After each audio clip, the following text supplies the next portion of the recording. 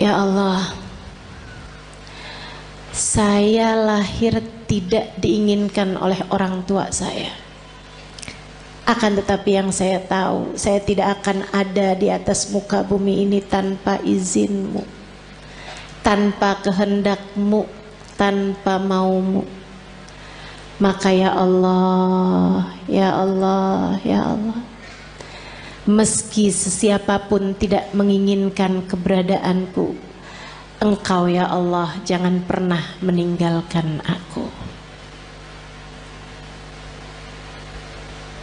Mulai netes air matanya satu-satu.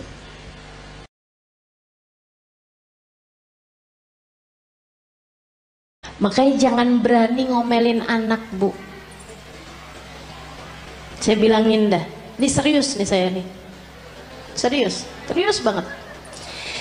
Jangan berani-berani bentak anak, apalagi bikin hati anak jadi kecil. Ibu-ibu, Nabi Muhammad sudah membesarkan hati umatnya. Anakmu adalah bagian dari umatnya.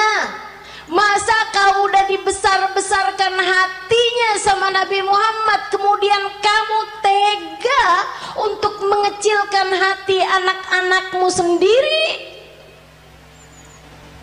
Kamu tuh nak bego bener sih.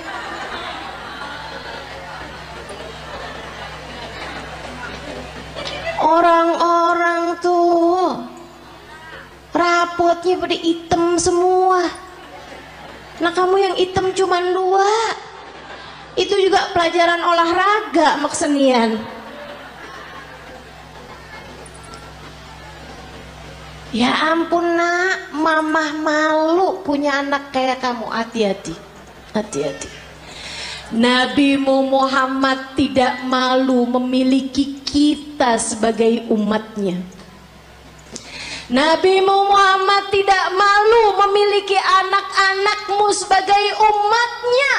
Masakah kamu malu memiliki anak-anakmu sebagai anak-anakmu? Teman-teman saudariku sekalian yang saya muliakan, gedein hatinya. Kalau dia lagi sedih, bilangin nak jangan sedih, kamu umat Nabi Muhammad. Tapi guru tuh gak sayang sama saya. Gak apa-apa nak, Nabi Muhammad sayang sama kamu. Si temen saya tuh gak sayang sama saya tuh, dia tuh tadi mukul saya. Gak apa-apa nak, gak apa-apa, sama orang mah gak apa-apa. Tapi kamu harus tahu nak, kamu sebegitu disayang sama Nabi Muhammad. Datang seorang anak mas saya, dia cerita belasan tahun. Dia bilang, ustazah, saya baru tahu ustazah, ternyata saya ini adalah anak yang tidak diinginkan oleh orang tua saya. Saya bilang, maksud kamu gimana? Jadi di saat orang tua saya itu menikah ustazah, ibu saya itu sudah hamil saya beberapa bulan. Jadi saya dikawin, ya orang tua saya kawin dari hari kelahiran, hari nikah sampai kelahiran itu cuma 7 bulan ustazah, karena ibu saya udah terlanjur hamil duluan.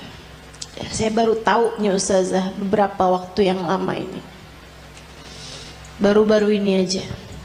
Dia bilang, saya sedih ustazah, sedih banget. Tiap malam saya nangis ustazah. Ya Allah, orang tua saya tidak menginginkan saya lahir. Saya bilang, mereka memperlakukan kamu dengan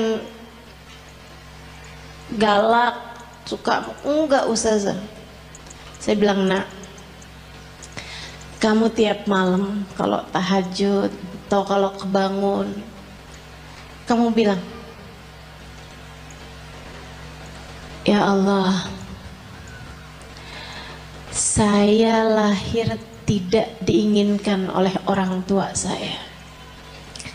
Akan tetapi yang saya tahu, saya tidak akan ada di atas muka bumi ini tanpa izinmu, tanpa kehendakmu, tanpa maumu.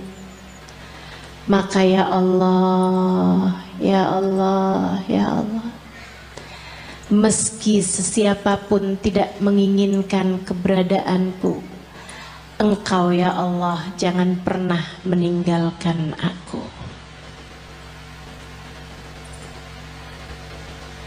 Mulai netes air matanya satu-satu.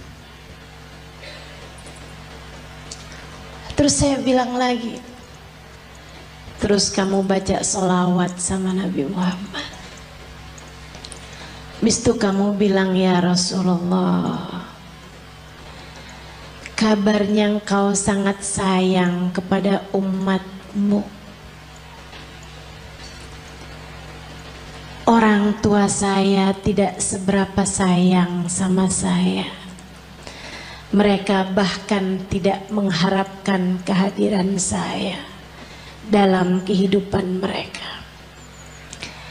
Akan tetapi yang saya dengar, Engkau sangat menyayangi kami sebagai umatmu.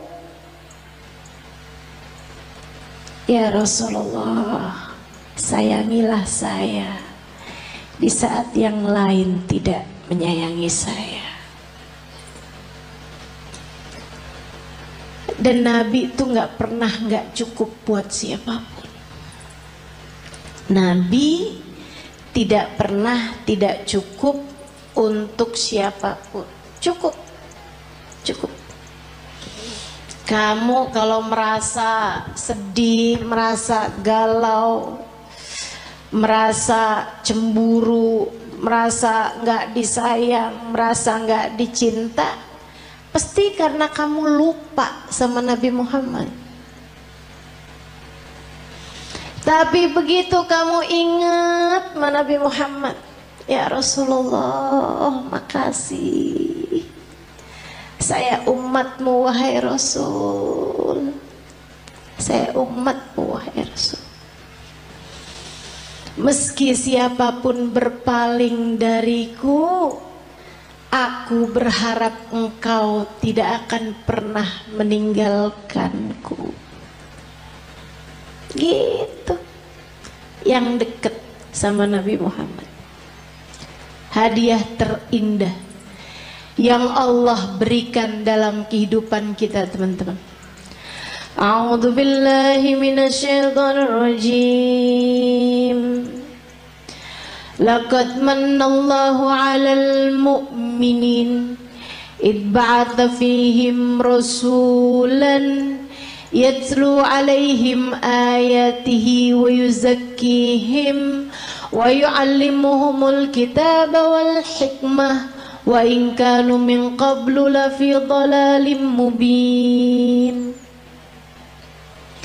Laqad manallahu 'alal mu'minin. Allah telah sungguh-sungguh menghadiahi hadiah terbesar bagi orang yang beriman.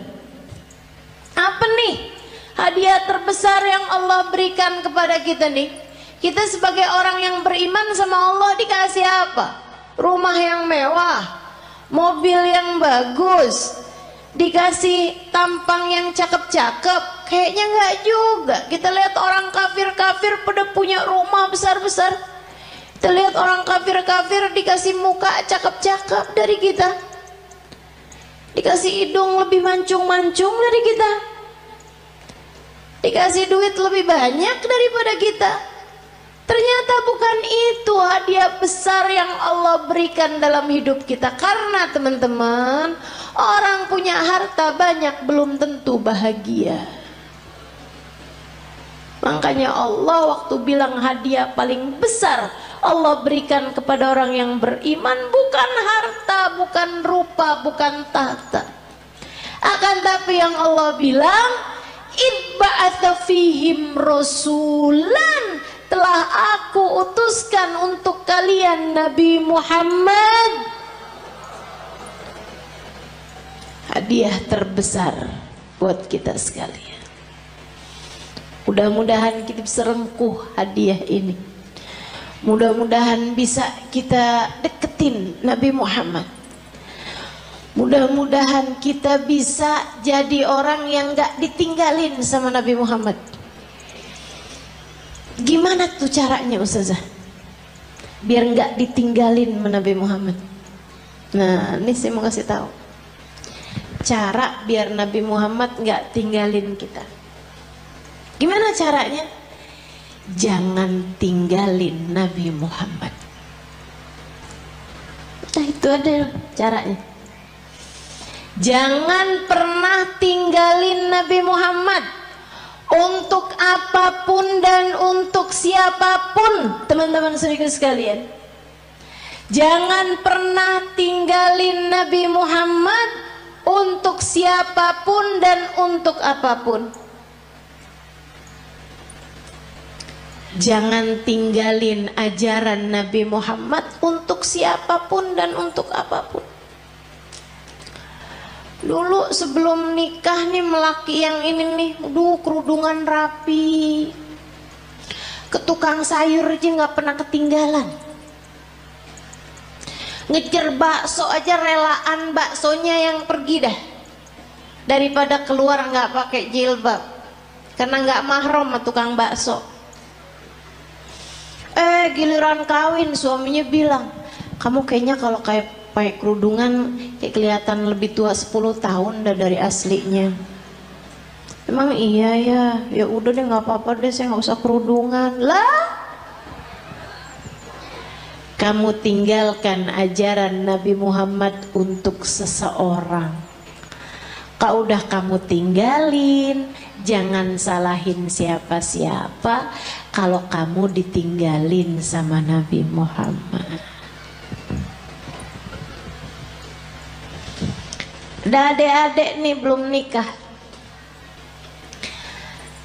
dia pacaran. Dek, saya bilangin, setiap kali kamu berduaan sama pacar kamu tuh,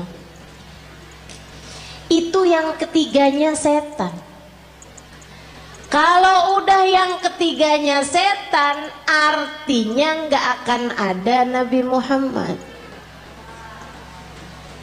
Halo?